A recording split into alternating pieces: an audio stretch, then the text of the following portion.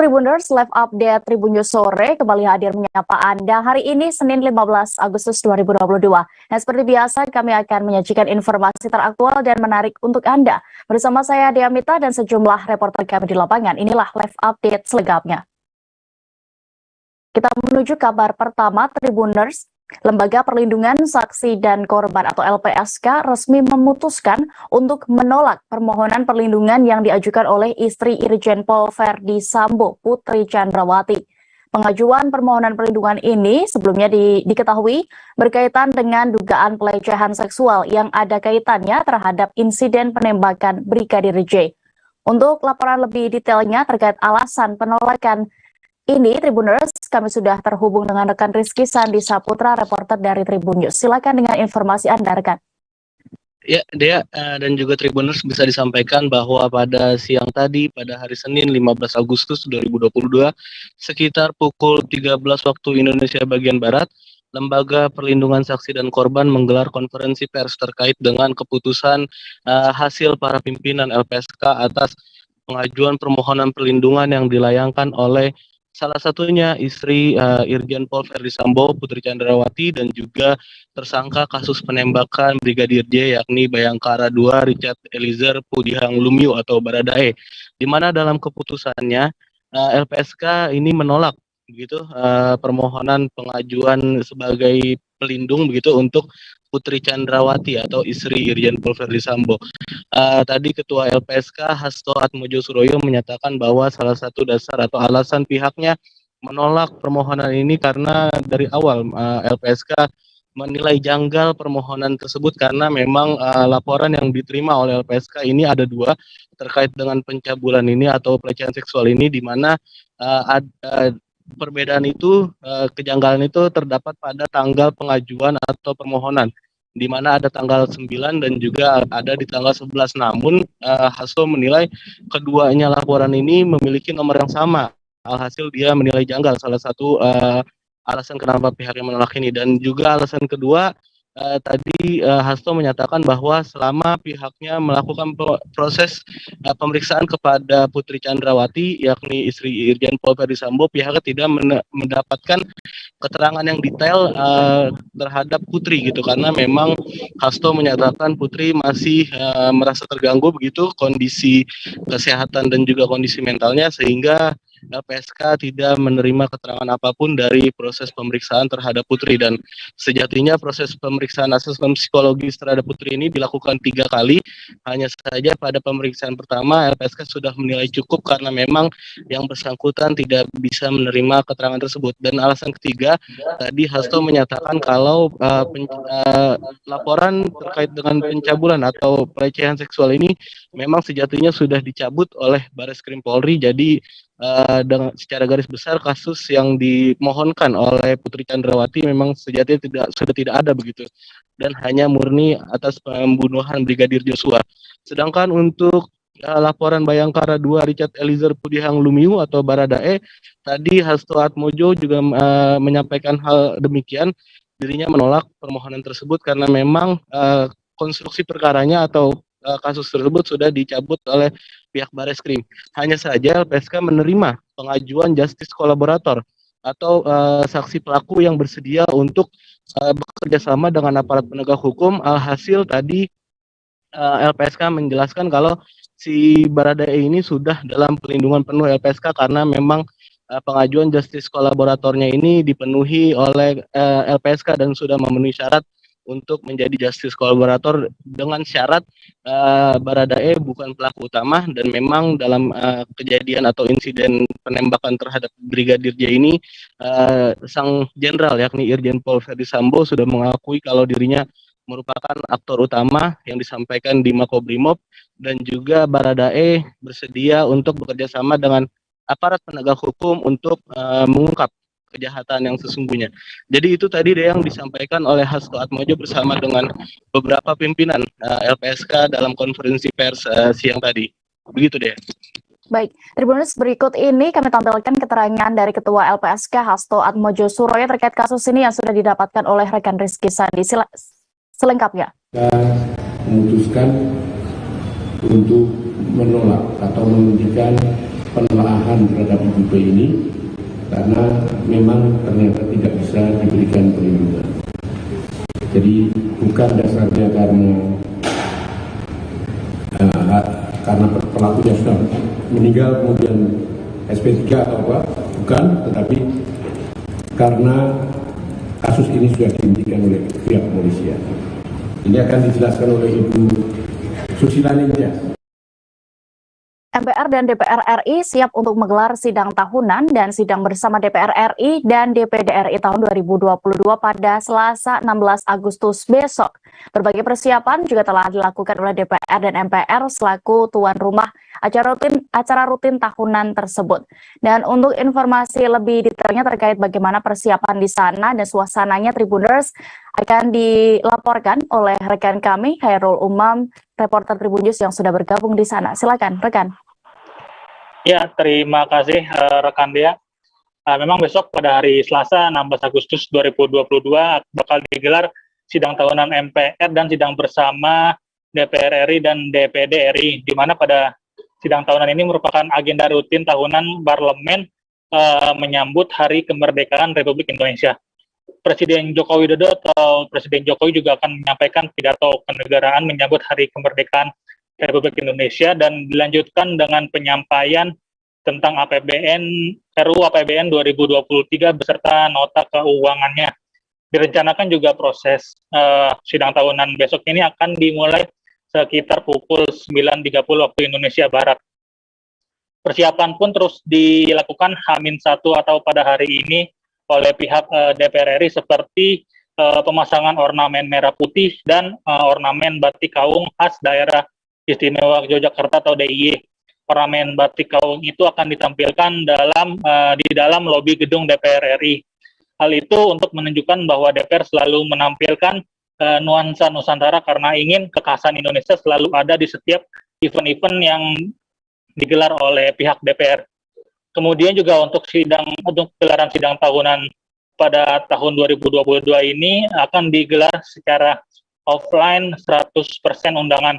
Adapun sidang tahunan besok akan diikuti oleh 575 anggota DPR, 134 anggota DPD RI, Presiden, Wakil Presiden, jajaran Menteri, dan seluruh pimpinan lembaga tinggi negara. Selain itu juga sidang tahunan bakal mengundang 103 duta besar, para mantan Presiden dan Wakil Presiden, hingga para ketua umum partai politik. DPR memastikan bahwa sidang tahunan akan menerapkan protokol kesehatan yang ketat. Kemudian pada keterangan pers tadi siang juga Ketua MPR RI Bambang Susatyo menambahkan bahwa pihaknya juga akan menyampaikan urgensi dari hadirnya pokok-pokok haluan negara. Begitu rekan Dea. Baik, terima kasih rekan untuk informasi Anda dan berikut Tribuners keterangan pers dari Ketua MPR RI Bambang Susatyo kami tampilkan selengkapnya. Telah siap untuk menyelenggarakan sidang tahunan dan sidang bersama DPR dan DPD esok yang akan kita mulai jam 9.30.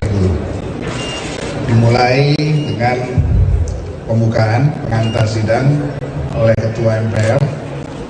Kemudian dilanjutkan oleh Ketua DPR untuk mendengarkan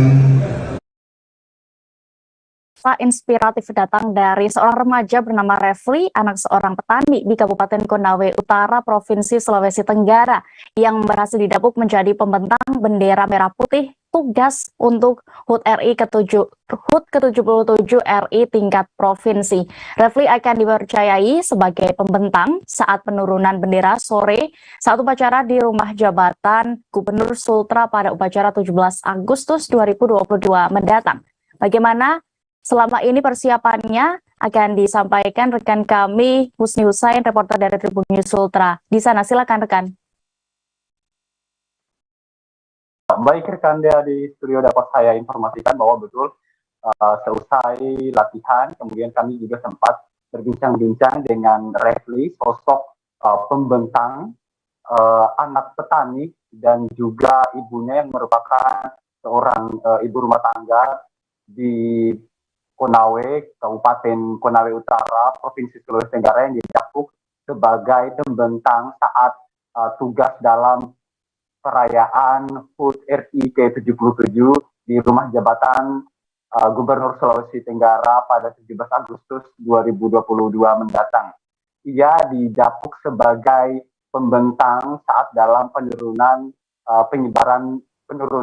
bendera merah putih di rumah jabatan Gubernur Sulawesi Tenggara beserta siswa-siswa terbaik pilihan Sulawesi Tenggara, di mana memang mencakup 17 kota-kabupaten Sulawesi Tenggara. Nah, untuk persiapannya sendiri, saat kami menyambangi proses latihan, Refli mengatakan saat kala itu ia telah mencakup 98% dari proses latihan, yang memang proses latihan sudah dilakukan sejak tanggal 1 Agustus 2022, dan serupa juga dikatakan oleh koordinator pelatih yang kami temui. Ia mengungkapkan bahwa memang saat ini progres dari latihan siswa-siswi terbaik Sulawesi Tenggara yang dipercayai untuk bertugas dalam pengibaran bendera merah putih di rumah jabatan Gubernur Sulawesi Tenggara pada tanggal 17 Agustus 2022 mendatang ini telah semakin hari semakin baik, dan dipresentasikan yaitu telah mencakup 90-70% dikatakannya kala itu. Demikian rekan dia di studio. Baik, terima kasih rekan Husni Hussein. Berikut Tribuners kami tampilkan hasil wawancara rekan kami langsung bersama Refli, siswa SMA N1 Ohio. Selengkapnya. Saya rasa senang, bangga karena saya terpilih menjadi pembentang sore. Karena untuk mendapatkan posisi ini sangatlah tidak mudah, karena kami itu hari, hamin 2 hari, kami menjalani tes PBB atau gerakan-gerakan dasar untuk ditentukan posisinya. Ikut Paskibra memang ini pertama kali ya untuk di luar daerah atau gimana? Sebenarnya organisasi Paskibra itu di sekolah saya ada, tapi untuk pertama kali saya ikut organisasi Paskibraka di luar Kota Kendari. Daerah. Oke, ini pertama kali berarti ya? Siap ya. Siap. Kesan selama masa karantina? Tentunya ada suka dan duka, karena di sini kita dilatih untuk disiplin waktu, cara makan yang teratur, olahraga yang teratur. Boleh sedikit dong latar belakang orang tua sebagai? Bapak sebagai petani, ibu sebagai ibu rumah tangga. Ada yang ingin disampaikan ke orang tua?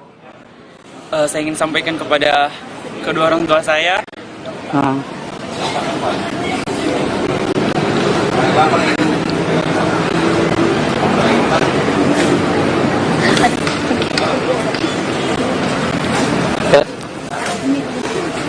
Anak keberapa, Refli? Siap, anak tunggal Kak. Oh, anak tunggal, siap. Pastinya jadi orang tua bangga Refli bisa ikut di Paskibra tingkat provinsi, karena tidak mudah memang jadi di posisi ini ya, Refli. Siap ya Kak.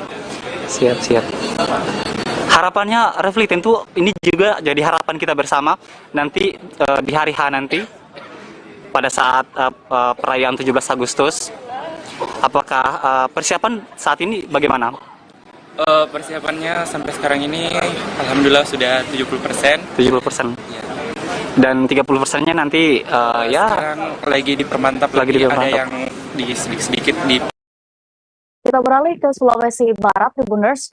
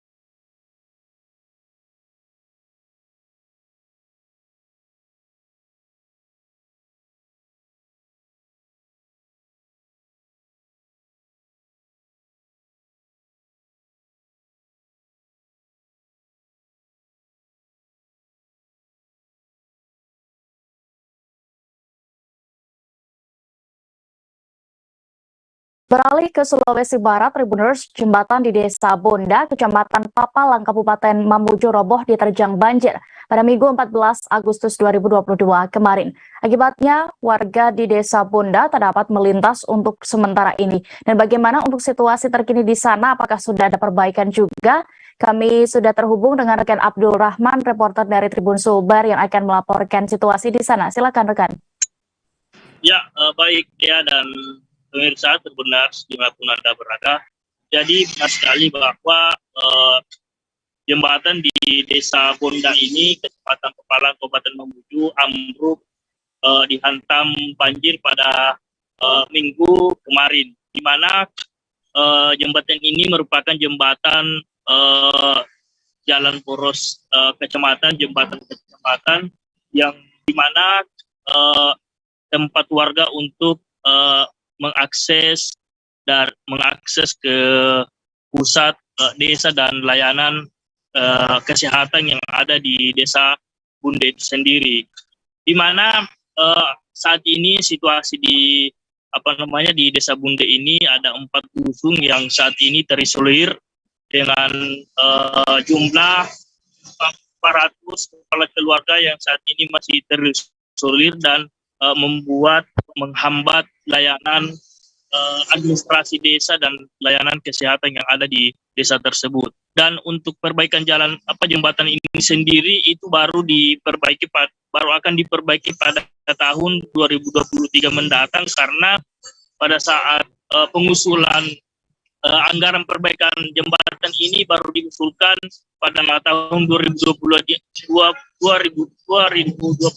ini dan akan diperbaiki pada tahun 2023 mendatang, sehingga masyarakat desa ataupun pemerintah desa sendiri berinisiatif akan melakukan pembangunan swadaya yang bekerja sama dengan masyarakat dan pemerintah desa sendiri, karena hingga saat ini warga di sana kesulitan untuk mengakses ke kantor desa maupun ke pusat layanan desa itu sendiri. Warga harus memutar ke desa lain seperti di Desa Tuabo yang jaraknya sekitar 15 km dan sehingga sampai ke ke pusat desa ataupun ke kantor desa ketika misalkan masyarakat ingin mengurus syarat-syarat administrasi maupun melakukan pemeriksaan kesehatan. Dan hingga saat ini di lokasi pemerintah desa sudah melakukan upaya untuk memperbaiki jembatan untuk jalur kendaraan roda 2 untuk sementara waktu, seperti itu ya.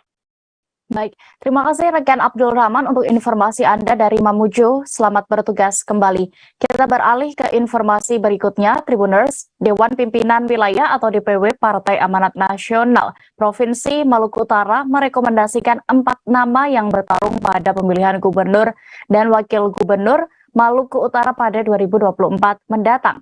Dan saat ini kami sudah terhubung dengan rekan Amri Besi, reporter dari Tribun Ternate, yang akan melaporkan selengkapnya siapa saja nama-nama yang diusung tersebut. Silakan rekan Amri.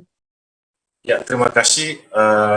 Langsung saja Dewan Pimpinan Wilayah DPW Partai Amanat Nasional atau PAN Provinsi Maluku Utara melalui Rakerwil ke-1 merekomendasikan 4 nama yang bakal bertarung pemilihan gubernur Maluku Utara pada 2024 nanti. Ya, hal tersebut disampaikan Ketua Bapilu DPW PAN Hairun Rijal pada Sabtu 13 Agustus lalu, bahwa dari ke-4 nama yang direkomendasikan sebagai bakal calon gubernur Maluku Utara, terdapat 2 nama dari eksternal. Salah satunya Edi Langkara dan yang kedua Muhammad Kasuba. Ya, selain itu Hairul Rijal juga mengatakan bahwa Edi Langkara yang masih aktif sebagai Bupati Halmahera Tengah dan Muhammad Kasuba selaku mantan Bupati Halmahera Selatan. Untuk internal DPW PAN Maluku Utara, Ketua Bapilu DPW PAN Maluku Utara mengatakan bahwa rekomendasi yang diambil, yaitu salah satunya Iskandar, maksudnya Iskandar Idrus yang juga selaku Ketua DPW PAN Maluku Utara, dan Kasman Haji Ahmad sebagai Dewan Pertimbangan DPW PAN Maluku Utara.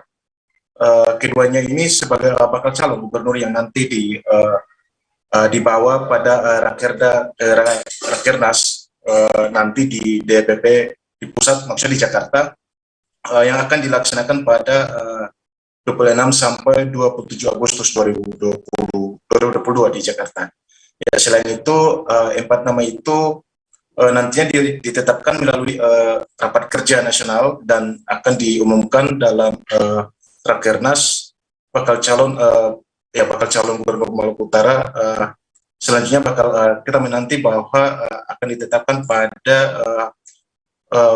Rakernas yang dilakukan di Jakarta. Ya, itu yang mungkin saya dapat laporkan. Sekian. Baik, terima kasih rekan Amri Bese untuk laporan Anda. Selamat bertugas kembali. Kita beralih ke informasi berikutnya. Tribuners, Komisi Nasional Hak Asasi Manusia atau Komnas HAM meninjau langsung rumah dinas ex-Kadif Propam Polri Irjen Pol Verdi Sambo di Kompleks Polri Duren 3, Jakarta Selatan pada hari ini Senin 15 Agustus 2022. Komisioner Komnas HAM BK Ulung Hapsara menyebut kedatangan pihaknya ke TKP penembakan Brigadir Yosua untuk melakukan pendalaman soal data-data yang sebelumnya telah diperoleh. Untuk informasi lengkapnya sudah ada di sana rekan Abdi Rianda Sakti, reporter Tribun News yang siap dengan informasinya. Silakan rekan. Ya, baik, terima kasih rekan Dea. Benar sekali, Komnas HAM hari ini meninjau langsung rumah ex-Kadif Propam Polri Irjen Pol Verdi Sambo di Komplek Polri Duren 3 Jakarta Selatan pada hari Senin 15 Agustus 2022. Komisioner Komnas HAM BK Ulung Hapsara menyebut kedatangan pihaknya ke TKP penembakan Brigadir Nofriansah Yosua Huta Barat alias Brigadir J ini untuk melakukan pendalaman soal data-data yang sudah diperoleh oleh pihak Komnas HAM sebelumnya. Data-data itu merupakan soal uji balistik, otopsi jenazah, hingga konstruksi bangunan dalam kasus penembakan Brigadir J Nofriansah Yosua Huta Barat alias Brigadir J. PK meneruskan atau menerangkan nantinya data-data tersebut akan dicek satu persatu berdasarkan keterangan dari para ajudan maupun Verdi Sambo yang kini telah ditetapkan sebagai tersangka dalam kasus pembunuhan berencana ini. Menurut pantauan di lokasi juga kami juga melihat adanya 3 jenderal polisi yang ikut mendampingi peninjauan dari pihak Komnas HAM di TKP penembakan Brigadir J. 3 jenderal polisi itu yakni Irwas Sumpori, Komjen Pol Agung Budi Marioto, Kadif Humas Polri Irjen Pol Dedi Prasetyo, dan Karopenmas Polri Divisi Humas Polri Brigjen Pol Ahmad Ramadan.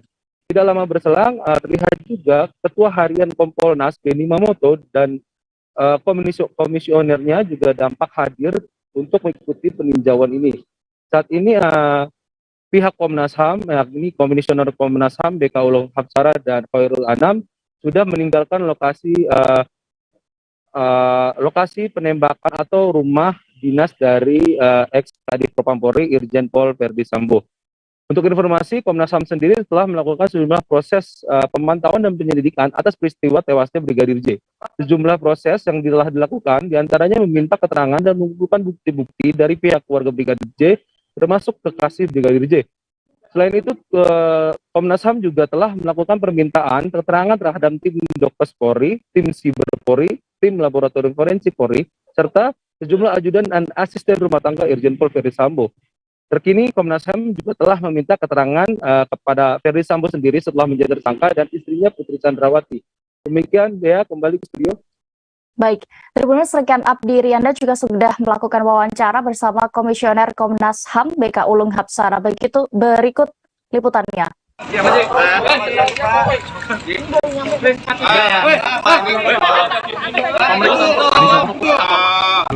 Begini, ya, selamat sore kawan-kawan. Kami dari Komnas akan ngecek di TKP. Apa saja yang dicek? Tentu saja terkait dengan data-data yang sudah kami peroleh dari soal balistik, dari soal otopsi jenazah, maupun juga dari konstruksi bangunan yang ada. Kami akan cek satu persatu berdasarkan keterangan keterangan dari ajudan, keterangan dari Asambo, maupun juga bukti-bukti yang lain. Saya kira itu ya. Pak, tapi akan ada di bagian itu katanya besar gitu, maksudnya ada. Informasi selanjutnya ada di Kalimantan Utara, Tribuners. Seorang pria lanjut usia tertimbun longsoran tanah di dalam lubang berkedalaman 6 meter pada Sabtu 13 Agustus 2022 lalu. Insiden terjadi saat korban hendak mencari sisa kabel dan tambang penangkal petir. Untuk kronologi kejadian akan dilaporkan reporter dari Tribun Kaltara. Kami sudah terhubung dengan rekan Andi Pausia di sana. Silakan dengan informasi Anda. Ya, baik rekan Dea, selamat sore Tribuners, bersama saya Andi melaporkan dari Tarakan, Provinsi Kalimantan Utara. Benar saya sampaikan bahwa seorang pria atau lansia berumur sekitar 76 tahun selamat dari longsoran tanah yang berada di kedalaman sekitar 6 meter di dalam lubang pada hari Sabtu pada hari Sabtu kemarin. Dan kejadiannya sendiri terjadi sekitar pukul 12 WITA, tepatnya berlokasi di RT 1 Kelurahan Jawata Laut di lokasi tower. Kemudian pria yang disapa atau akrab disapa Bapak Gala ini adalah berdomisili di RT 2 Kelurahan Jawata Laut, dan memang dia awalnya ke lokasi sendiri sebelum kejadian ingin mencari sisa kabel tembaga bekas tower Telkomsel yang ada di sana. Dan pada saat sedang melakukan penggalian bersama dua rekannya yang lain, tiba-tiba terjadilah longsoran tanah yang terjadi begitu cepat, dan ia posisinya berada di dalam lubang dengan kedalaman sekitar 6 meter. Dan setelah reruntuhan tanah berjatuhan menimpa semua badannya dan termasuk juga kepalanya, ada sekitar 1 jam lamanya ia terjebak di dalam lubang tersebut dan berusaha untuk tetap bernafas, dan sampai akhirnya rekannya membantu menggali, dan hanya tersisa badannya yang tertanam longsoran tanah dan kepalanya yang masih bisa diselamatkan dan masih bisa bernafas. Dan kemudian tim dari kantor Satpol PP dan pemadam Kota Tarakan yang juga merupakan tim animal rescue dan yang fokus melakukan penyelamatan jiwa manusia segera ke lokasi. Dan beruntung selama 1 jam proses evakuasi berhasil dilakukan oleh tim. Dikatakan Kepala Satpol PP dan PMK Kota Tarakan melalui Bapak Irwan Kasih PMK dan Penyelamatan, memang ia membenarkan bahwa Bapak Gala ini sebelumnya ingin mencari XR tembaga dan sisa kabel yang berada di lokasi bekas tower yang pernah didirikan di sana.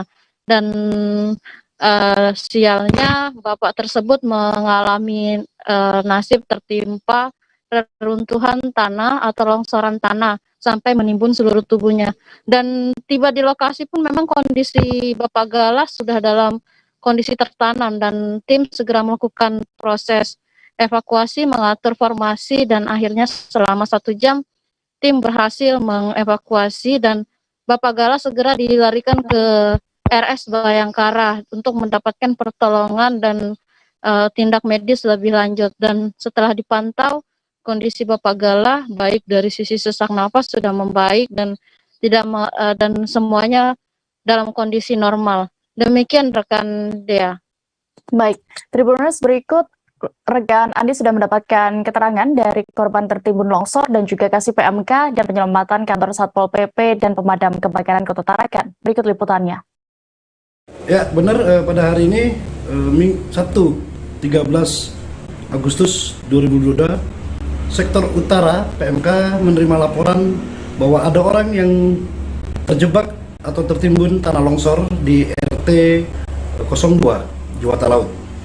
Berkoordinasi dengan pimpinan, kami langsung bergerak membantu PMK Sektor Utara dari Mako, Kabuk 1 untuk mengevakuasi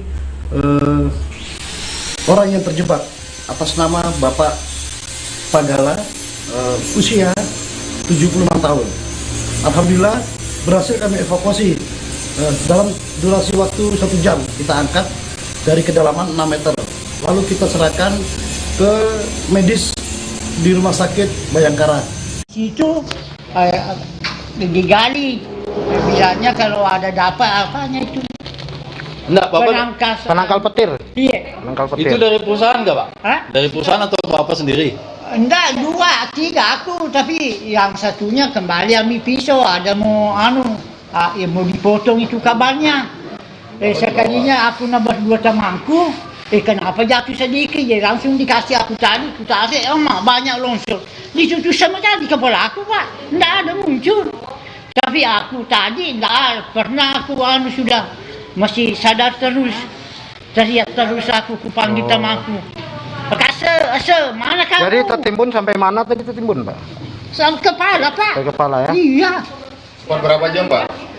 Mungkin ada 2 jam. Fenomena hujan es turun di Kecamatan Koba, Bangka Tengah pada Sabtu 13 Agustus 2022 lalu. Seorang warga terkejut melihat gumpalan es memenuhi teras rumahnya yang berada di RT 03 Desa Penyak saat ia keluar rumah. Untuk informasi lengkapnya terkait fenomena ini, Tribuners, kami sudah terhubung dengan reporter Bangka Pos. Ada rekan Arya Bima Mahendra yang akan melaporkan. Silakan rekan.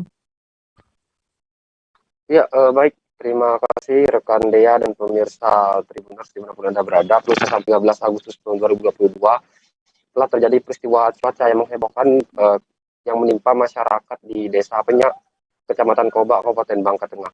Peristiwa itu terjadi bermula ketika awalnya setelah sekitar jam setengah 1 siang terjadi hujan lebat disertai angin kencang dan petir yang menerjang hampir seluruh wilayah di Kecamatan Koba, Bangka Tengah, termasuk salah satunya di Desa Penyak.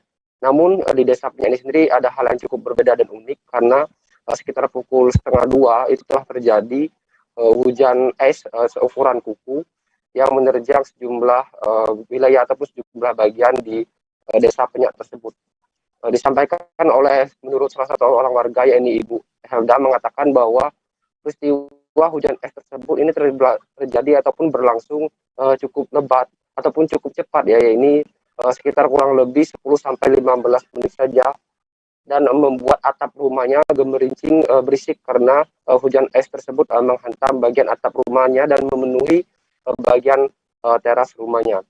Menurut Helda, peristiwa tersebut terjadi sangat cepat dan bahkan tidak banyak diketahui oleh warga setempat karena memang saat itu kondisi curah hujan memang cukup tinggi disertai angin kencang dari arah darat ke arah pesisir laut serta suara petir yang menyambar-nyambar. Oleh karena itu dirinya pun segera menyelamatkan diri ataupun segera masuk lagi ke dalam rumah karena ditakutkan hal tersebut akan membahayakan diri dia dan warga sekitar lainnya. Dan perlu saya sampaikan juga bahwa memang pada hari Sabtu kemarin itu dari siang sampai sore hari memang cuaca buruk sedang menyelimuti ataupun menerjang sejumlah wilayah di kecamatan yang berada di Kabupaten Bangka Tengah, salah satunya di Kecamatan Koba tadi. Bahkan disampaikan oleh Kepala BPBD Kabupaten Bangka Tengah, setidaknya ada 14 rumah yang kala itu rusak karena diterjang oleh hujan lebat yang disertai oleh angin kencang. Meski demikian disampaikan oleh Kepala BPBD Bangka Tengah, Bapak Yudi Sabaran mengatakan bahwa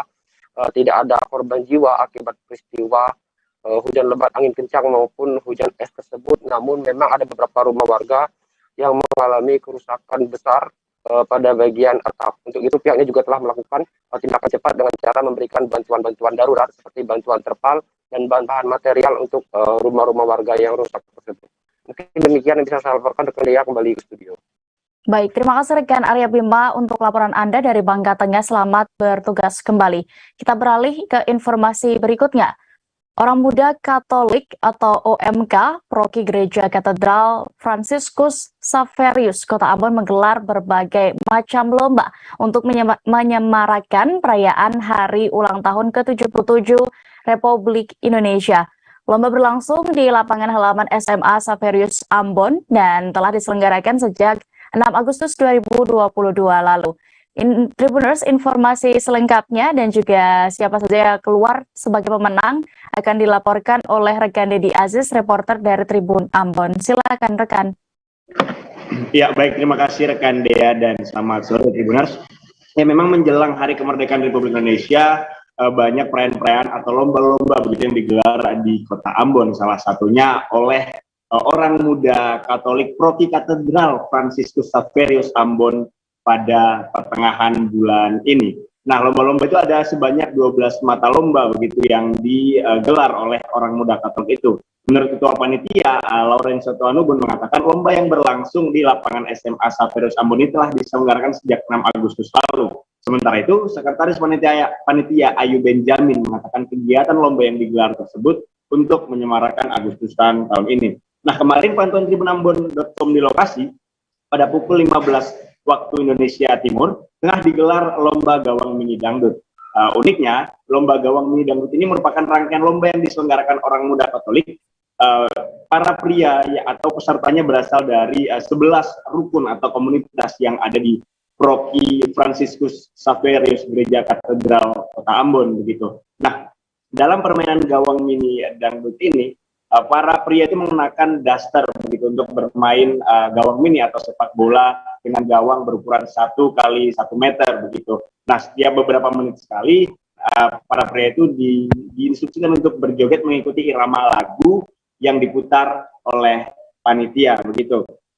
Nah, sementara itu Pastor Paroki Katedral Santo Fransiskus Xaverius Ambon, Paul Kalkoi menjelaskan, umat Paroki Katedral Santo Fransiskus Xaverius merupakan warga negara Indonesia. Karena itu ikut merayakan dan memeriahkan hari ulang tahun kemerdekaan Republik Indonesia. Pastor Paul juga mengatakan bahwa kemerdekaan selain diperoleh dengan perjuangan yang berat dari para pejuang, juga merupakan penyertaan Tuhan. Nah, selain lomba gawang mini dangdut, ada 11 lomba lain yang digelar oleh Proki Gereja Katedral Fransiskus Xaverius Ambon, yakni jalan santai, kemudian ada lomba mewarnai, kemudian ada makan biskuit, isi paku dalam botol, estafet sarung, makan kerupuk, penalti kick, gawang mini dangdut, dan ranking 1 kemudian diakhiri dengan lomba balap karung. Nantinya rangkaian lomba ini akan diakhiri pada tanggal 18 Agustus begitu, dan para peserta akan mendapatkan hadiahnya masing-masing. Begitu, kembali ke studio. Ya. Baik, terima kasih rekan Dedi Aziz untuk informasi Anda dari Ambon. Selamat bertugas kembali. Kita beralih ke Sulawesi Tenggara, Tribuners. Wali Kota, Wakil Wali Kota, dan juga Ketua DPRD Kota Kendari memeriahkan arena Kendari Fashion Week Crossroad pada hari Minggu 14 Agustus kemarin. Momen Wali Kota Kendari, yakni Zulkarnain Kadir bersama Wakil Wali Kota Siska Karina Imran dan Ketua DPRD Haji Subban kompak mengikuti Kendari Fashion Week Crossroad. Dan bagaimana penampilan mereka akan diinformasikan oleh rekan Amelda Devi, reporter dari Tribun News Sultra yang sudah bergabung bersama kami di sana. Silakan rekan. Ya baik, terima kasih rekan Dea dan teman-teman Tribuners dimanapun berada. Jadi kegiatan Kendari Fashion Crossroad yang berlangsung pada Minggu kemarin merupakan kegiatan yang diusung oleh Polresta Kendari dalam rangka memperingati HUT RI ke-77. Nah, Kendari Fashion Road Cross ini diikuti tentunya kalangan anak-anak muda hingga orang dewasa yang hadir di sana, dan bisa kita saksikan bersama Tribuners di tepatnya pagelaran Kendari Fashion Week Crossroad yang digelar di area Car Free Day MTQ Kota Kendari ini tentunya menarik minat warga Kota Kendari untuk menyaksikan Fashion Week Crossroad tersebut. Nah, ada yang spesial pada Fashion Week Crossroad tersebut. Nah, selain anak-anak muda yang menampilkan beragam busana, mulai dari busana adat atau tradisional seperti kain tenun, kemudian ada juga yang mengenakan pakaian bertema rock and roll, ada juga yang mengenakan pakaian casual, hingga ada yang mengenakan pakaian K-pop. Ya, selain mereka, seperti yang saya sampaikan tadi, hal spesial yakni para pimpinan daerah Kota Kendari, mulai dari Wali Kota Kendari Zulkarnain Kadir, Wakil Wali Kota Kendari Siska Karina Imran, Ketua DPRD Kota Kendari Subhan, juga turut berlenggak-lenggok di arena Fashion Week Crossroad tersebut.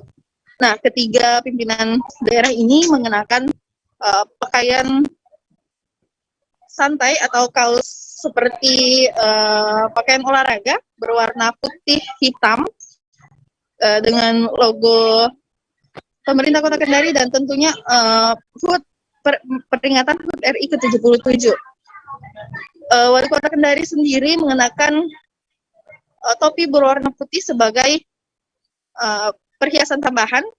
Kemudian Wakil Wali Kota Kendari, Siska Karina Imran, mengenakan jilbab berwarna merah. Kemudian Ketua DPRD Kota Kendari memakai topi berwarna merah.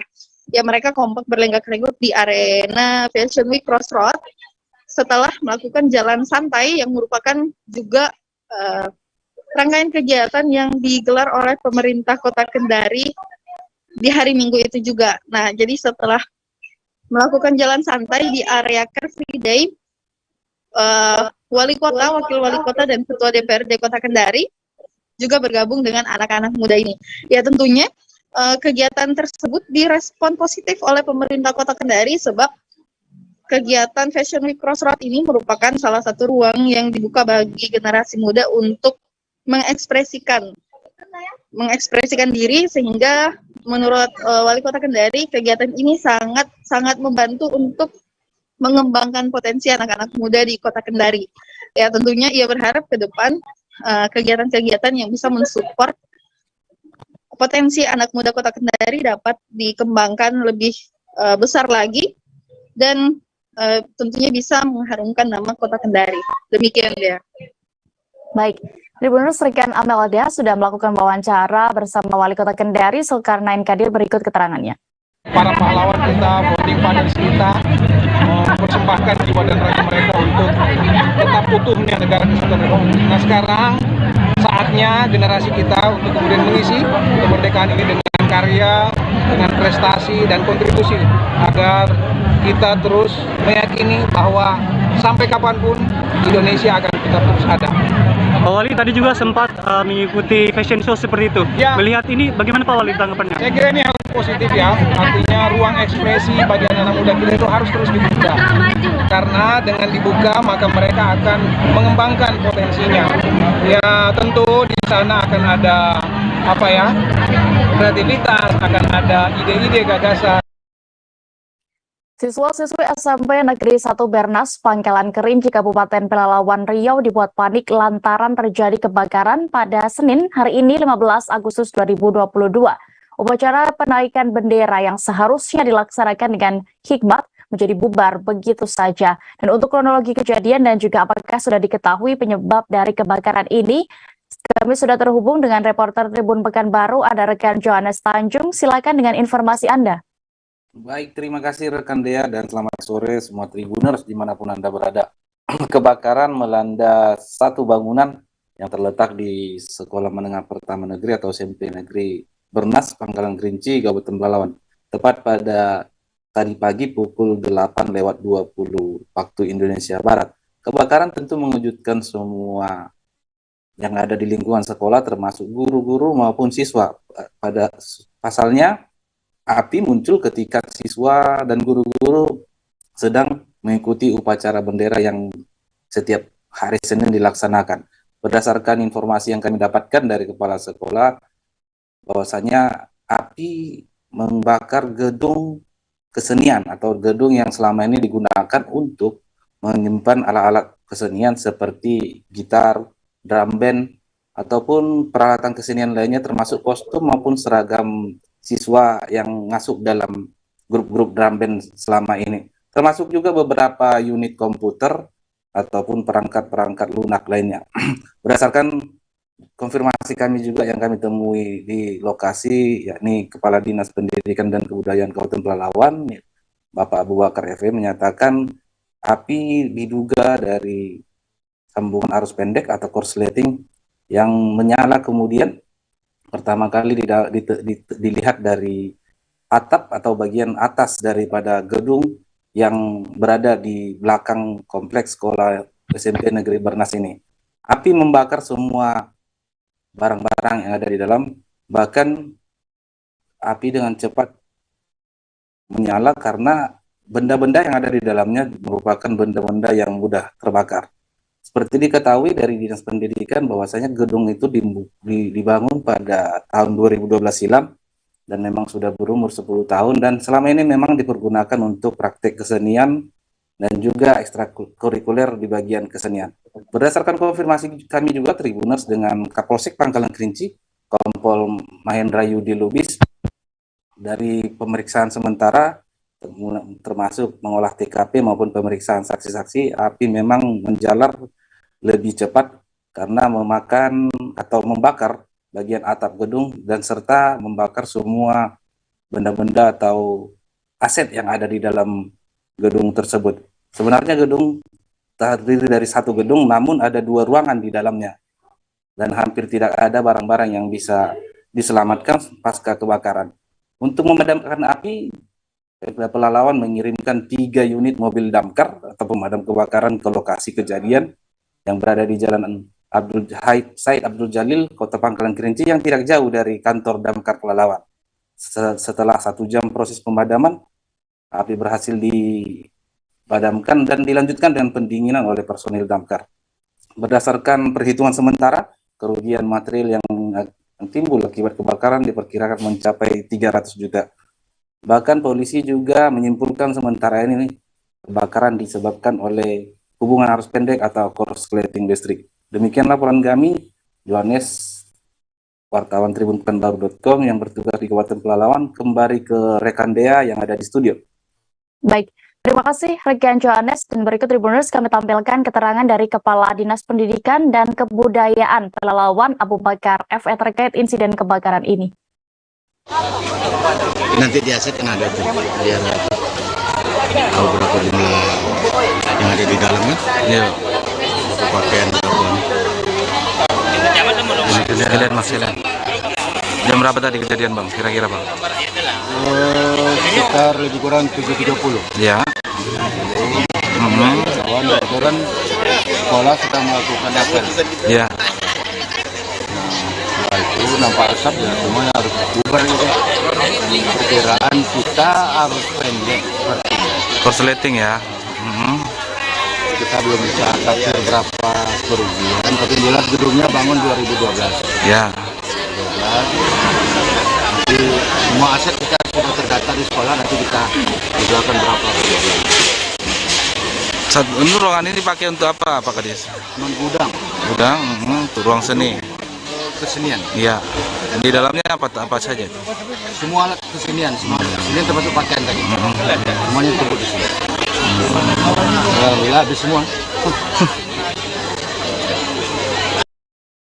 Beralih ke Jawa Barat, sebuah truk fuso bermuatan tepung terigu terguling dan menabrak 3 unit sepeda motor dan 1 mobil kijang pada Minggu 14 Agustus kemarin. Korban meninggal kecelakaan truk pengangkut terigu itu pun bertambah dari sebelumnya dilaporkan 5 orang, kini menjadi 6 orang. Untuk informasi terbarunya akan disampaikan rekan Ferry Amiril Mukminin, reporter dari Tribun Jabar yang sudah bergabung di sana bersama kami. Silakan rekan. Baik, Dea dan pemirsa Tribun dimanapun Anda berada. Jadi sebuah kecelakaan terjadi di jalur maut Gekbrong, di mana menghubungkan Kabupaten Cianjur dengan Sukabumi. Sebuah truk bermuatan terigu bernomor polisi F9125WA bermuatan terigu ini melaju dari arah Sukabumi menuju Cianjur. Tiba di turunan sekitar Kecamatan Gekbrong, ini memang turunan tajam dan terkenal rawan laka. Truk diduga mengalami blong rem, menabrak 3 buah sepeda motor dan 2 buah minibus. Akibat kecelakaan tersebut, sebanyak 5 orang pengendara meninggal di lokasi dan 1 orang meninggal di rumah sakit. Jadi total hingga saat ini ada 6 korban tewas, 2 luka berat dan 3 luka ringan. Nah, terbaru saat ini 2 orang korban luka berat masih dirawat di RSUD Sayang Cianjur dan pihak kepolisian akan melakukan pemeriksaan terkait beberapa saksi kecelakaan tersebut. Di antaranya adalah sang kernet yang menjadi saksi kunci. Kapolres Cianjur AKBP Doni Hermawan mengatakan bahwa pemeriksaan akan dilakukan terkait saksi kunci tersebut, mengingat sang kernet ada informasi yang diterima oleh pihak kepolisian bahwa mobil truk tersebut sempat mengalami gangguan pengereman. Dugaan blank rom masih menjadi dugaan sementara. Pihak polisi juga akan memeriksa olah TKP secara komprehensif, melihat jalur kondisi TKP atau jalur jalan, serta unsur-unsur pendukung lainnya. Dirlantas Polda Jabar juga dikabarkan sudah melakukan bersama memeriksa tempat kejadian perkara. Demikian, Dea. Baik. Tribuners, berikut hasil wawancara rekan Ferry bersama saksi mata warga setempat bernama Manan Kamarudin. Selengkapnya kami tampilkan. Tadi pas kejadian ini jam berapa, Pak? Kalau nggak salah jam 10 lah, kalau nggak jam 10-an lah. Jam 10, ya kedengaran kan. Nah ini ya bunyi-bunyi gitu ya. Karena kan bawa itu ya ini. Kelihatan tuh ininya, asapnya gitu. Itu nabrak apa gimana sih, Pak? Ya kemungkinan kan ya lolos rem ya. Lolos rem ya. Kan mobilnya kan gini ya tadi ya. Oh terbalik. Dan terus dari sana arah sana kan banyak mobil, motor, mobil segala macam gitu. Jadi berat. Oh jadi keserempet yang mobil sama motor. Tadi ada berapa motor, Pak, yang kena tadi? Tadi yang kelihatan saya bercerita itu ada 12. Ada 12 motor. Nggak tahu mati tinggalnya. Terus Ya. itu untuk mobil sendiri selain ada berapa? Mobil mah ada satu ya? 4 ya, kalau nggak salah 4 tuh. Empat yang Pelaku penganiayaan satu keluarga di Bandar Lampung berhasil dibekuk oleh aparat kepolisian. Setelah dibekuk, pelaku yang ternyata diduga ODGJ langsung digelandang ke Polresta Bandar Lampung oleh pihak kepolisian. Bagaimana fakta terkait keadaan pelaku ini? Kami sudah terhubung dengan rekan Bayu Saputra, reporter dari Tribun Lampung yang akan menyampaikan informasinya. Silakan rekan. Ya, terima kasih rekan Dea dan Tribuners dimanapun berada. Benar, kemarin kejadian satu keluarga di Sukabumi, Bandar Lampung mengalami penganiayaan yang dilakukan oleh salah satu pelaku yang berinisial SD. Pada kejadian tersebut, pelaku menganiaya sebanyak 5 orang, dan saat ini 2 mengalami kritis dan sisanya mengalami luka-luka. Nah, berdasarkan keterangan dari Kasreskrim Polresta Bandar Lampung, Kompol Denis Arya Putra, bahwasannya polisi semalam langsung mengamankan pelaku. Kejadian bermula pada pukul 18.30 WIB dan pelaku berhasil diringkus pada pukul 03 WIB atau menjelang subuh. Nah, penangkapan tersebut dibantu juga oleh warga sekitar yang mengetahui dan mencari keberadaan dari pelaku tersebut.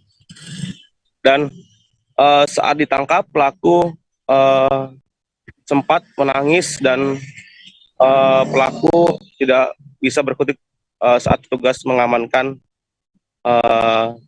pelaku tersebut. Saat ini menurut keterangan dari Kapolresta ditambah oleh Kapolresta Bandar Lampung, Bapak Kombes Pol Ino Haryanto, bahwasannya jika diduga ODGJ, maka pihak kepolisian akan melakukan koordinasi dengan instansi terkait untuk memeriksa kejiwaannya dari pelaku tersebut.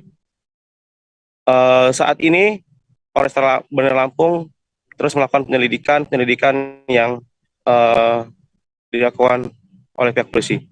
Begitu rekan Dea dan Tribuners dimanapun berada. Saya Bayu Saputra dari Bandar Lampung, Provinsi Lampung melaporkan. Baik, terima kasih rekan Bayu Saputra untuk informasi Anda. Selamat bertugas kembali. Kita beralih ke kabar berikutnya. Satu unit mobil truk bermuatan karet berplat BG menabrak pembatas jembatan di Desa Kepala Curup, Kecamatan Binduriang, Kabupaten Renjang Lebong, Provinsi Bengkulu. Dari keterangan warga sekitar, supir saat terjun ke sungai melambaikan tangan dari dalam truknya. Untuk kronologinya akan dilaporkan reporter Tribun Bengkulu. Kami sudah terhubung dengan rekan Panji Destama. Silakan rekan.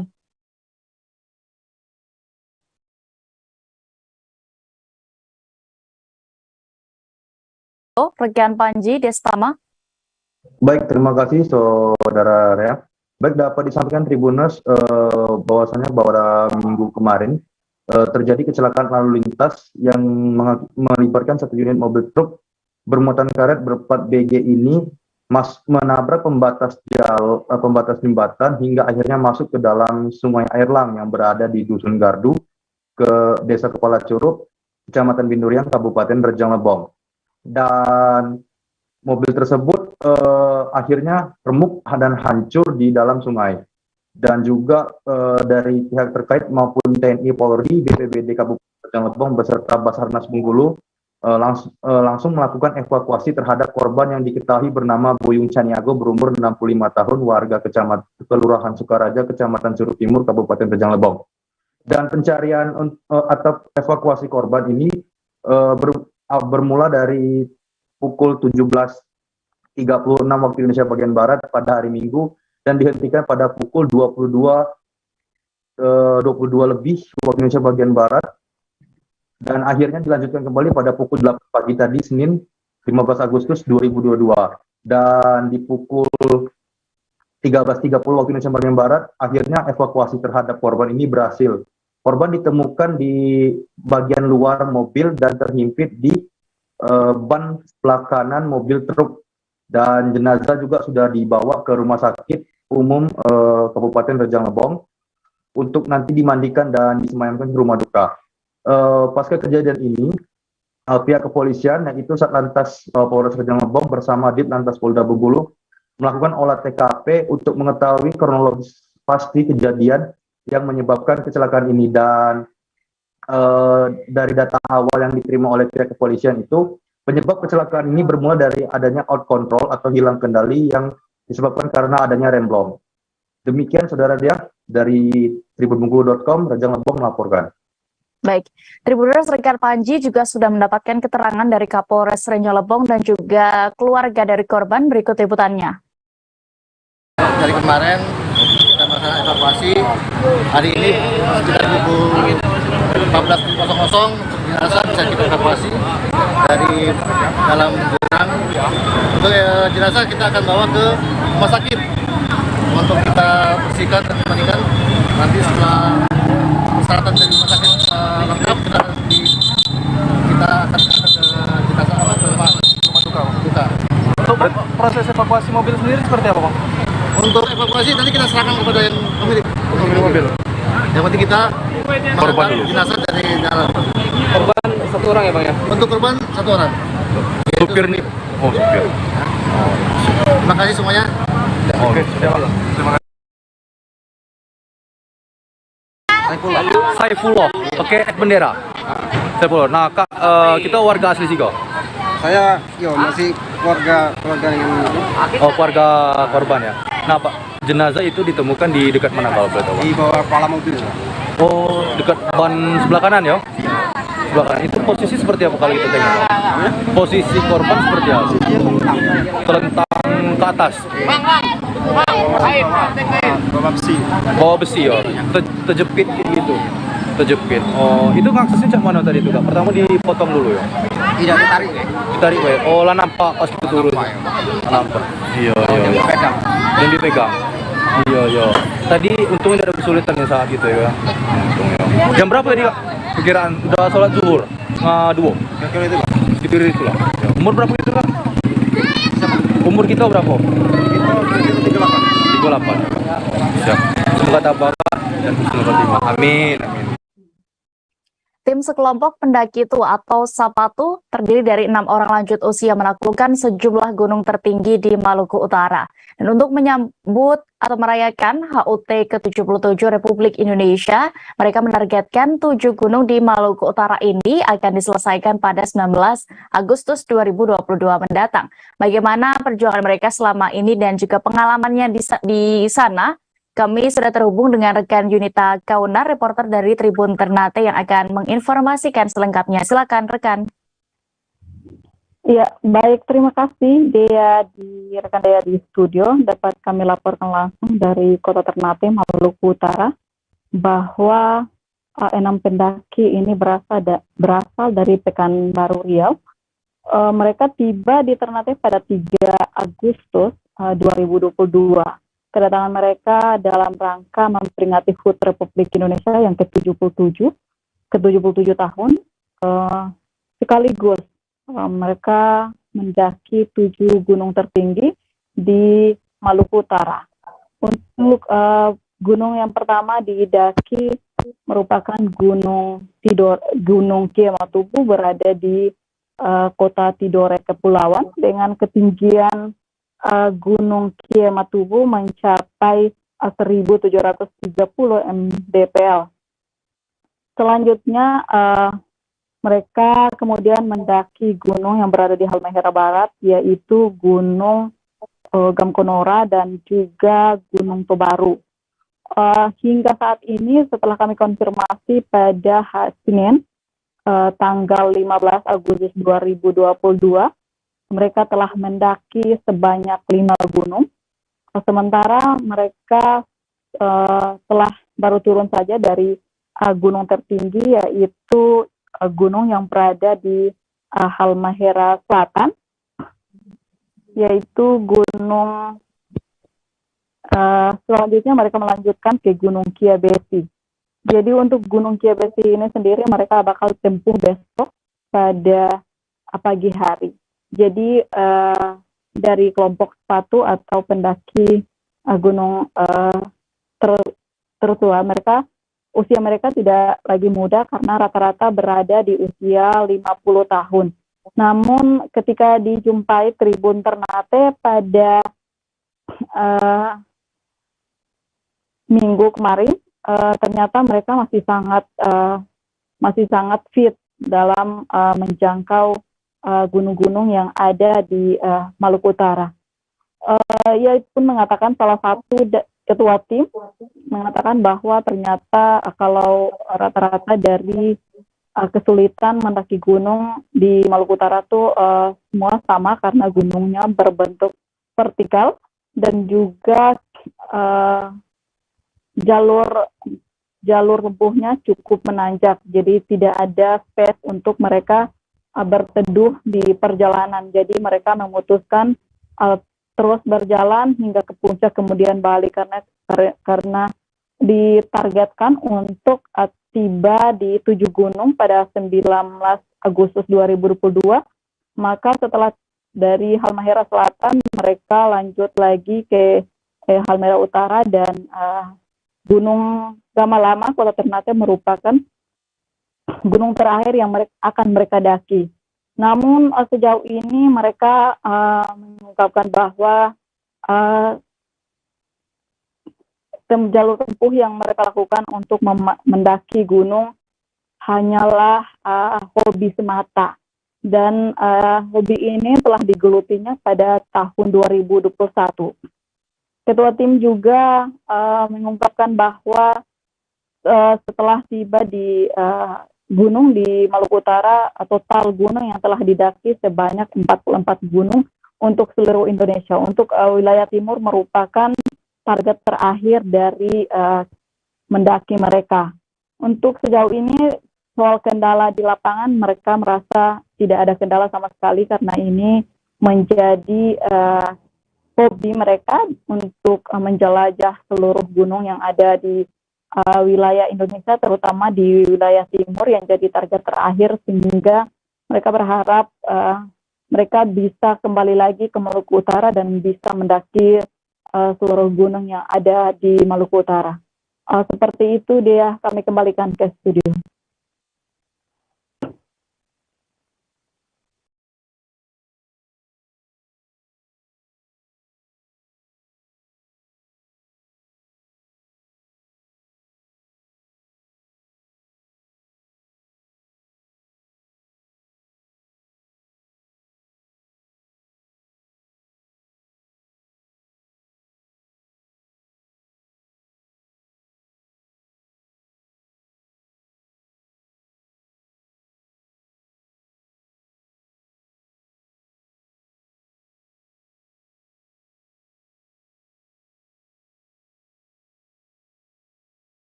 beralih ke informasi berikutnya, Tribuners. Eden Collection Facility atau ECF memberikan penyuluhan kepada petani sayur di Desa Bokor, Kecamatan Ngantang, Kabupaten Malang, Jawa Timur dalam mitigasi gagal panen akibat cuaca dan hama pada hari ini Senin 15 Agustus 2022. ECF memberikan fasilitas konsultasi kepada mitra tani secara gratis dalam hal mitigasi gagal panen. Bagaimana saja dan juga apa saja kegiatan tadi, Tribuners, akan dilaporkan rekan Erwin Wicaksono, reporter Surya Malang yang sudah bergabung bersama kami di sana. Silakan rekan. Ya, baik, terima kasih Mei di studio. Ya, tadi baru saja Eden Farm, perusahaan startup agri teknologi asal Jakarta, menggelar sebuah penyuluhan kepada petani-petani di Desa Bokor, Kecamatan Tumpang, Kabupaten Malang, tentang bagaimana mengatasi gagal panen akibat anomali cuaca dan serangan hama begitu. Sebagai perusahaan startup yang juga membantu pemasaran dari produk-produk petani di Kabupaten Malang, Eden Farm akan terus mengawal dan memberikan penyuluhan dari pakar-pakar yang ahli di bidangnya kepada para petani agar terus bisa dapat meningkatkan produktivitas panen ketika anomali cuaca seperti saat ini. Seperti diketahui bahwa para petani cabai juga mengeluhkan adanya penurunan produktivitas karena memang tanaman cabai sendiri kurang tahan terhadap cuaca hujan yang dengan intensitas tinggi, sehingga Eden Farm juga menyarankan bahwa ada sebuah formulasi dengan penggunaan pengaturan obat-obatan dan pupuk yang secara berkala sehingga dapat mencegah ataupun mengurangi resiko dari gagalnya panen akibat anomali cuaca tersebut. Nah, tadi juga disampaikan bahwa Eden Farm terus berkomitmen untuk membantu pemasaran produk-produk hasil panen para petani di Desa Bokor agar dapat berdaya saing tinggi dan kemudian juga bernilai ekonomis, karena memang Eden Farm sendiri akan membantu pemasaran kepada restoran-restoran ataupun pengguna-pengguna sayuran di kota-kota besar yang diharapkan dapat meningkatkan produktivitas secara ekonomi bagi petani-petani di Desa Bokor tersebut. Nah, nantinya Eden Farm sendiri akan mengembangkan kemitraan dengan petani-petani di luar Kecamatan Tumpang dan akan menggandeng petani-petani di wilayah Kabupaten Malang yang lainnya begitu. Dan tadi acara ditutup dengan sosialisasi dan penutupan pita, pemotongan pita maksud saya, dan kemudian dijelaskan pula kepada para petani yang berminat untuk bermitra dengan Eden Farm. Begitu deh. Baik, Tribuners, rekan Erwin juga sudah melakukan wawancara bersama Direktur Supply Eden Farm, Oki Harmawan. Berikut keterangannya. Solusi juga, Ya, kami menyediakan fasilitas untuk konsultasi dan penyuluhan, ya, dengan melalui farmer relation yang kami miliki. Ada tim farmer relation berjumlah 3-4 orang, dan juga ada agronomis, di mana agronomis ini adalah pakar-pakar dan ahli-ahli yang dari akademik yang dapat memberikan penyuluhan dan membantu para mitra petani untuk terus berkembang dari segi pengetahuan, edukasi, dan juga tujuannya adalah untuk memaksimalkan hasil produksi mereka walaupun diterjang cuaca yang kurang baik maupun hama dan lain sebagainya. Pasti di pertanian itu ada solusinya dalam bentuk obat-obatan, pupuk, dan lain sebagainya. Dan kita yang melakukan penyuluhan secara cuma-cuma. Berapa mitra yang dimiliki ataupun yang bergabung dengan SCF di Malang ini, Pak? 10-15. Saat ini kita masih di angka 15 mitra petani, ya, dan itu adalah gapok tani. Jadi di 15 gapok tani ini di bawahnya masih banyak lagi puluhan petani yang Masih di Jawa Timur, Tribuners, panitia penyelenggara ibadah haji Asrama Haji Surabaya telah menuntaskan penyelenggaraan ibadah haji pada tahun 2022 ini. Kloter terakhir dari embarkasi Surabaya telah tiba di Bandar Udara Internasional Juanda pada Sabtu 13 Agustus lalu. Untuk informasi terkait ini akan disampaikan oleh rekan Febrianto Ramadhani, reporter dari Surya. Silakan rekan. Baik, jadi kloter terakhir, kloter 38 dari embarkasi Surabaya telah tiba di Bandara Internasional Juanda Sabtu 13 Agustus 2022. Kloter tersebut bergerak menuju ke asrama haji di embarkasi Surabaya dan sampai pada pukul 11.17 waktu Indonesia Barat dengan membawa sejumlah 244 jemaah haji asal Jawa Timur dan petugas. Dari Madinah, kloter 38 yang menggunakan pesawat Saudi Arabian Airlines dengan nomor penerbangan SP5042 transit terlebih dahulu di Bandara Palembang untuk memulangkan jemaah haji dari embarkasi Palembang. Dengan kedatangan kloter itu, maka usai sudah operasional pemulangan jemaah haji di asrama haji di embarkasi Surabaya. Sekretaris Panitia Penyelenggara Ibadah Haji PPIH di Surabaya sekaligus Kabin Penyelenggara Haji dan Umroh Kanwil Kemenang Jatim Abdul Haris menyampaikan hingga kloter 38 asrama haji di Surabaya telah menerima dan memproses kepulangan jemaah haji sejumlah 16.809 orang jemaah dan petugas dengan rincian 7.807 pria dan 9.002 wanita. Masih kata Haris, terdapat 23 orang jemaah haji wafat dan dimakamkan di Arab Saudi. Tercatat 7 orang wafat Al-Musnah, 5 orang dan masa Al-Musnah dan 11 orang pasca Al-Musnah. Dan Haris sampai keberangkatan terakhir masih ada 3 orang jemaah haji yang sakit dan dirawat di rumah sakit Arab Saudi, yakni jemaah haji asal Gunung Agung, Pamekasan dan Surabaya. Kami bersama dengan sejumlah stakeholder dalam pelaksanaan penerimaan jemaah haji di embarkasi Surabaya, ungkapnya.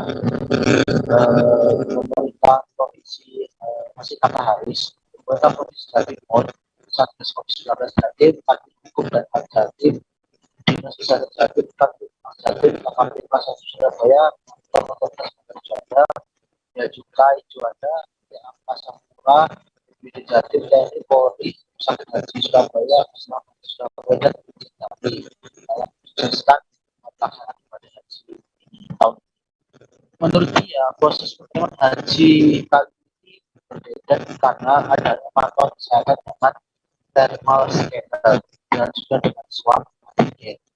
Pelaksanaan itu dilaksanakan untuk mencegah peningkatan kasus COVID-19. Tercatat pada gelombang pertama, kloter 1 sampai dengan 2020 tercatat terdapat jemaah haji yang terkonfirmasi positif COVID-19. Kemudian pada gelombang kedua, kloter 21 sampai dengan kloter 38 terdapat 6 orang. Jadi seluruh jemaah terkonfirmasi positif COVID-19 itu telah kembali ke daerah masing-masing. Sementara itu terdapat 1 orang dari kota Surabaya yang masih sakit dan dirawat di rumah sakit haji Surabaya. Saat ini yang bisa saya laporkan di Surabaya baru segitu. Baik, Tribuners, rekan Febrianto juga sudah mendapatkan keterangan dari Kabid Penyelenggara Haji dan Umroh Kanwil Kemenang Jawa Timur, Abdul Haris. Berikut keterangannya. Saya langsung apa dengan pertanyaan? Langsung. Baik, teman-teman media yang saya cintai, alhamdulillah kita sudah sampai pada kloter penghujung, yaitu kloter 38 yang terdiri dari 23 kabupaten kota yang ada di Provinsi Jawa Timur ini. Di kloter penghujung ini, kloter 38, ada 244 jamaah dan petugas yang datang. Dan alhamdulillah di kloter terakhir ini berdasarkan hasil PCR test seluruhnya dinyatakan negatif. Kemudian dari seluruh kloter sampai kloter 38 ini ada 16.809 jamaah yang datang. Ada 26 jamaah yang tidak pulang, yang 23 tidak pulang secara secara tetap karena wafat. Ya, doakan mudah-mudahan yang wafat itu kita semua berduka ya. Beralih ke Sulawesi, Tribuners, pernikahan dalam adat Bugis selalu akrab dengan permainan ganrang atau gendang. Ganrang dalam adat Bugis ini biasanya ada dua jenis. Ganrang Bale Sumanga dipakai sebagai pelengkap adat istiadat. Dan untuk informasi lengkapnya terkait tradisi ini, Tribuners, akan disampaikan reporter Tribun Timur. Sudah ada rekan Nurul Hidayah di sana yang akan menyampaikan. Silakan rekan. Halo Tribuners, selamat sore. Hari ini saya akan mengajak Tribuners untuk melihat seperti apa sih adat genrang dan juga barasanji yang ada di adat pernikahan suku Bugis Sulawesi Selatan. Nah, Tribuners, pernikahan di suku Bugis memang selalu kental dan erat hubungannya dengan yang namanya ganrang. Jadi setiap ada pernikahan, salah satu penandanya adalah adanya tepukan ganrang dari sang rumah pengantin tersebut, Tribuners. Nah, ganrang di suku Bugis ini yang pertama ada dua, yakni ganrang Bale Sumanga atau yang biasa dipakai sebagai pelengkap adat istiadat, dan juga ganrang pemanca yang pada zaman dahulu ini digunakan sebagai iring-iringan dalam proses pencaksilat, Tribuners. Nah, pemain ganrang ini biasanya terdiri dari 4-5 orang, di mana 2 orang ini menabuh gendang, 1 menabuh gong, dan juga 1 menabuh peluit atau biasa disebut sebagai trompet. Nah, Tribuners, genrang ini biasanya sudah nangkring seperti itu di rumah pengantin dalam 3 hari inti dalam pernikahan Bugis. Nah, 3 inti pernikahan dalam pernikahan Bugis ini yakni pada hari inti pertama yakni makan bubur atau manre buburu seperti itu. Kemudian di mana dalam prosesi makan bubur ini semua tetangga-tetangga ataupun keluarga akan dipanggil untuk menikmati sajian bubur kacang hijau dan juga kolak dari labu seperti itu, Tribuners. Kemudian pada hari kedua yakni malam pacar dan hari ketiga barulah dilakukan prosesi akad pernikahan. Nah, Tribuners, ganrang ini nantinya akan mengiringi sejumlah prosesi adat lainnya seperti ada yang namanya maleko paci atau membawa seserahan ke rumah guru mengaji ataupun imam desa yang ada di desa tersebut. Nantinya imam desa inilah yang akan memberikan paci atau pacar kepada sang keluarga mempelai Tribuners. Nah, kemudian setelah itu ada lagi yang namanya mapasili atau dalam yang kita lebih sering mungkin namanya adalah siraman, Tribuners. Nah, siraman ini juga nantinya akan diiringi oleh alunan gendang. Kemudian ada juga yang namanya mapaci atau pacar, malam pacar, Tribuners. Nah, malam pacar ini biasanya juga dilakukan pada siang hari, dan kemudian genrang ini nantinya juga akan mengiringi proses pengantaran mempelai pria atau pria ataupun perempuan ke rumah pasangannya, Tribuners. Kemudian setelah itu ada juga yang namanya barasanji. Nah, jika genrang dimainkan selama proses pernikahan tersebut, nah kalau barasanji ini hanya dilantunkan di prosesi mapaci saja, Tribuners. Nah, barasanji ini merupakan doa-doa dan juga pujian atau penceritaan riwayat hidup Nabi Muhammad SAW yang tujuannya dilantunkan untuk meminta berkah dan juga restu kepada Allah Subhanahu wa Ta'ala agar pernikahan ini bisa langgeng. Seperti itu, Tribuners, kembali ke studio. Baik, terima kasih rekan Nurul Hidayah untuk informasi Anda. Selamat bertugas kembali. Kita bergeser ke Kalimantan Timur.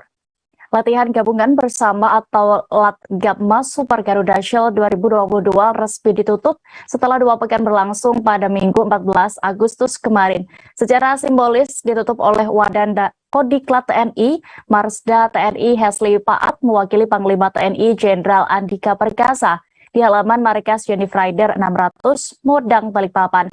Untuk informasi terkait terselenggaranya latihan bersama ini, Tribuners, kami sudah terhubung dengan rekan Muhammad Zain, reporter dari Tribun Kaltim. Silakan dengan laporan Anda. Baik, selamat sore rekan Dea. Dapat kami laporkan dari Balikpapan, Kalimantan Timur, di mana setelah 2 minggu berlalu pelatihan bersama Super Garuda Shield 2022 akhirnya resmi berakhir tepatnya pada tanggal 14 Agustus 2022 kemarin, di mana pelatihan ini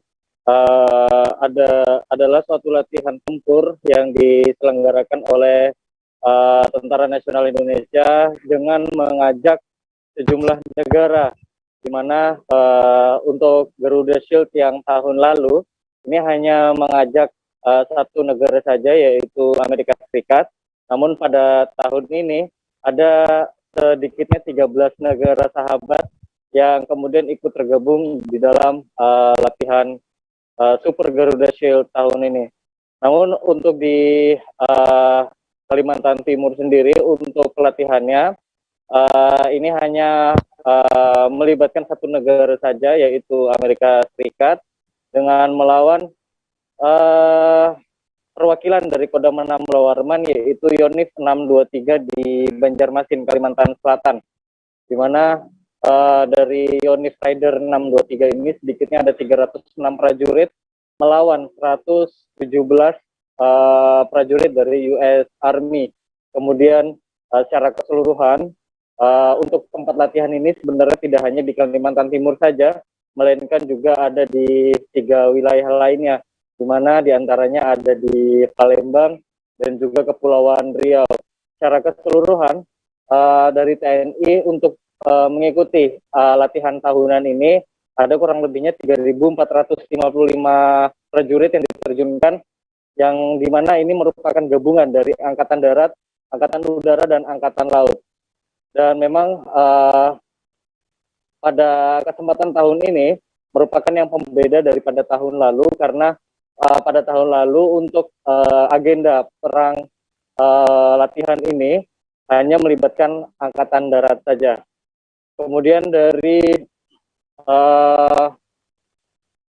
pelatihan Super Garuda Shield 2022 ini tidak hanya misi ataupun operasi di darat saja, sehingga ada juga misi-misi operasi yang ini juga berlangsung di udara maupun di lautan, karena mengingat tadi juga melibatkan matra Angkatan Udara dan Angkatan Laut.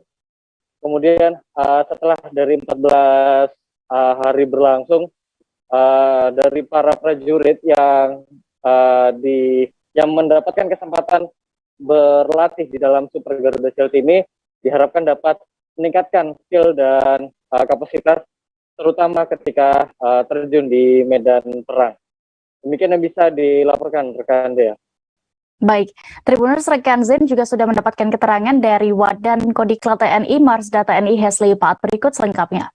Ya, saya mewakili Panglima dalam hal ini dari Kodiklat TNI untuk menutup acara ini latihan bersama dengan Amerika, yang juga diikuti bukan hanya Amerika, juga ada beberapa negara.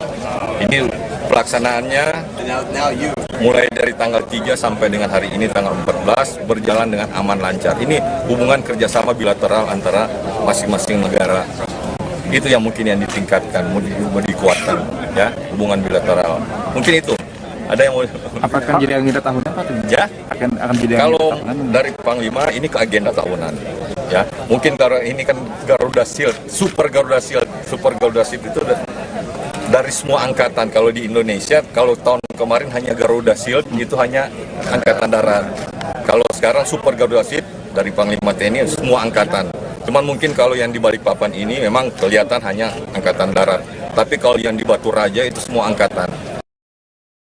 Beralih ke informasi berikutnya, Tribuners, 31 anggota Polri yang disinyalir ikut dalam rekayasa dan terlibat dalam kematian Brigadir J hingga kini masih dalam pemeriksaan tim sus.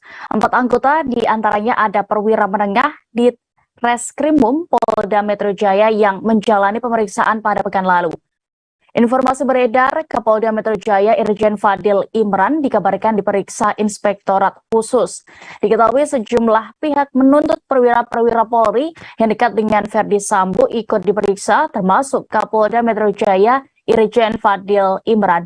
Hal ini buntut penetapan Verdi Sambo sebagai tersangka pembunuhan terhadap Brigadir J. Terkait isu pemeriksaan Fadil Imran, Kadif Humas Mabes Polri Irjen Dedi Prasetyo enggan menjawab secara langsung. Namun ia berjanji bahwa nanti dipastikan ada informasi terkait pemeriksaan tersebut dan siapa saja yang diperiksa. Menurutnya, tim sedang fokus melengkapi berkas perkara kematian Brigadir Yosua Huta Barat agar segera dikirim ke kejaksaan. Sehingga kasus dengan tersangka 4 orang yakni Irjen Verdi Sambo, Baradae, Bribka RR, dan KM cepat terselesaikan. Sebagai informasi, saat ini 4 perwira menengah di Reskrimum Polda Metro Jaya masih berada di ruang khusus Bareskrim Polri. Mereka melanggar etik profesi pasca kematian Brigadir Yosua Huta Barat.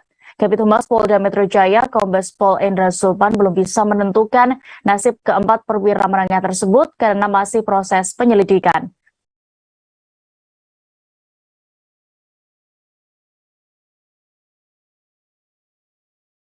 Hari ini Senin 15 Agustus 2022, tim sus penanganan kasus pembunuhan Brigadir J berada di Magelang, Jawa Tengah.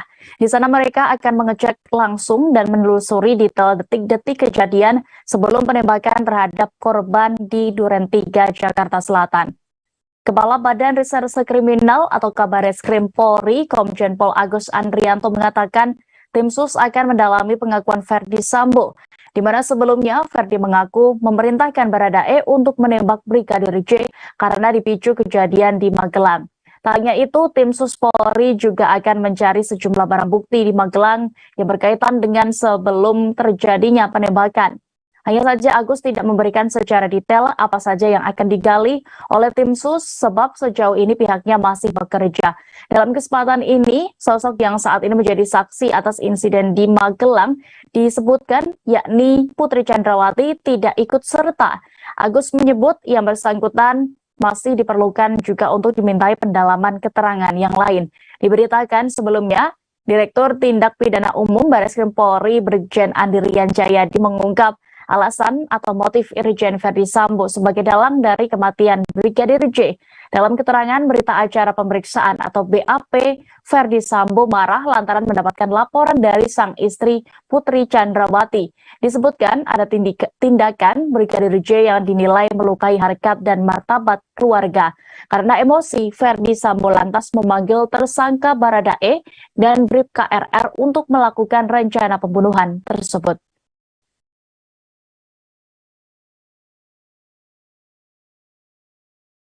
Polri menyebut motif Verdi Sambo menskenariokan pembunuhan terhadap Brigadir Yosua Huta Barat alias Brigadir J lantaran sudah melukai harkat dan martabat keluarganya.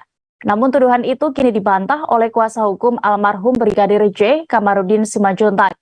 Kamarudin memastikan kliennya tidak terlibat cekcok apapun dengan istri Verdi Sambo, Chandrawati, di Magelang, Jawa Tengah. Ia kemudian malah membongkar bahwa nyatanya kejadian di Magelang yang ada adalah pertengkaran antara Putri Chandrawati dan Verdi Sambo. Hal ini diketahui Kamarudin dari isi pesan WhatsApp Putri kepada adik mendiang Brigadir J saat mereka di Magelang. Menurutnya tudingan itu menjadi tidak jelas karena istri Verdi Sambo itu masih sempat mengundang adik Brigadir J ke Magelang. Kamarudin menilai aneh. Orang yang sudah dilecehkan harkat martabatnya justru masih mencoba mengundang adik dari seseorang yang ditudingnya berperilaku buruk.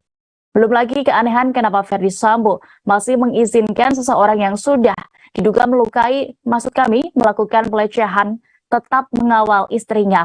Kamarudin juga mempertanyakan alasan Verdi Sambo tak langsung menindak Brigadir J jika memang terjadi suatu insiden di Magelang. Dia pun mempertanyakan keluarga mana yang disebutnya dilukai harkat martabatnya oleh Brigadir Yosua. Kamarudin juga justru menyinggung adanya si cantik di dalam kasus pembunuhan tersebut.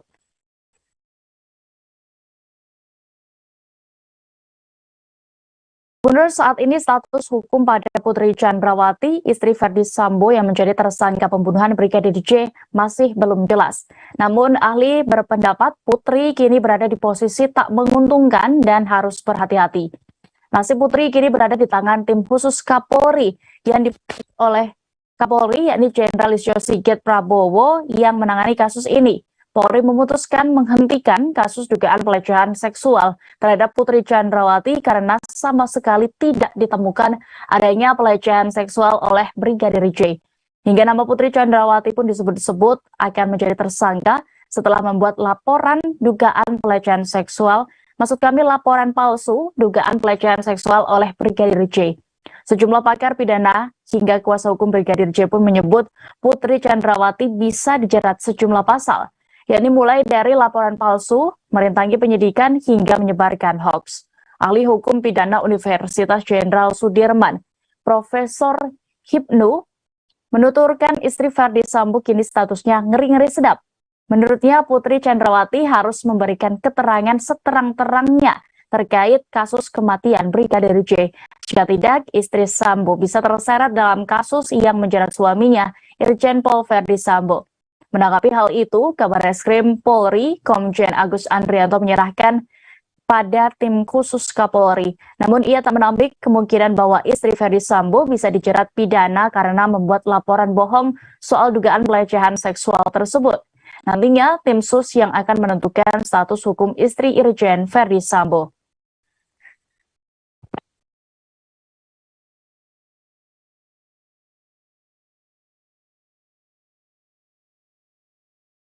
Reskrim Polri, Komjen Agus Andrianto mengkonfirmasi bahwa Brigadir J berada di pekarangan rumah dinas Duren 3 sebelum dieksekusi.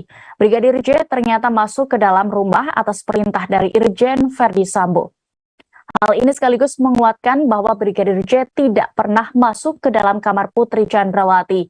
Hal ini pun juga seperti keterangan dari mantan pengacara Baradae, yakni Muhammad Burhanuddin. Ketika baru tiba di rumah dinas Duren 3, Brigadir J memilih santai-santai duduk di teras rumah. Saat Ferdi Sambo tiba di rumah dinas, ia kemudian memerintahkan Bribka RR untuk memanggil korban. Ketika masuk ke dalam rumah, Ferdi Sambo langsung menyuruh Brigadir J untuk berjongkok seperti saat latihan militer. Sebelum dieksekusi, rambut Brigadir J juga disebut sempat dipegang, lalu Baradae langsung diperintahkan untuk menembak Brigadir Yosua. Saat jongkok itu terlihat oleh Baradae bahwa Brigadir J sempat memohon-mohon agar Ferdi Sambo tak menghabisinya. Namun rupanya permohonan terakhir Brigadir J ini tak digubris oleh Ferdi Sambo. Ferdi Sambo lantas dengan suara lantang memberikan perintah kepada Baradae untuk menembak rekannya sendiri. Diketahui sebelumnya dari pengakuan Putri bahwa penembakan terhadap Brigadir J dipicu perbuatan asusila dan penodongan senjata oleh Brigadir J terhadapnya. Namun setelah Ferdi Sambo terbukti melakukan perintah pembunuhan, TKP pelecehan berpindah ke Magelang. Sambo menyebut bahwa Brigadir J telah melecehkan dan melukai harkat martabat keluarganya saat berada di Magelang hingga ia murka. Namun tudingan pelecehan seksual itu kini tak terbukti. Penyelidikan pun juga dihentikan. Dan saat ini tim sus bentukan Kapolri tengah berada di rumah Ferdi Sambo kawasan Magelang, Jawa Tengah untuk melakukan pendalaman.